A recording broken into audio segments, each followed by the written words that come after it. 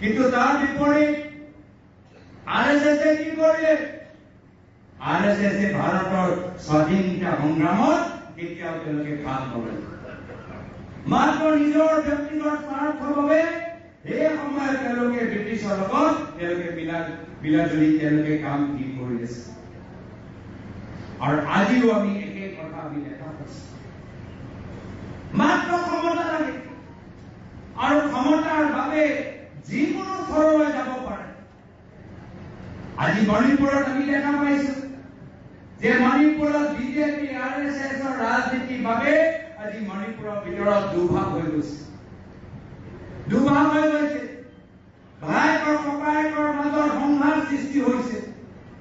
আৰু সেইকাৰণে এতিয়া অসম প্ৰদেশ কংগ্ৰেছ দলৰ ওপৰত গধুৰ দায়িত্ব যে আমি অসমখনত দ্বিতীয় মণিপুৰ আমি হ'বলৈ নিদিওঁ।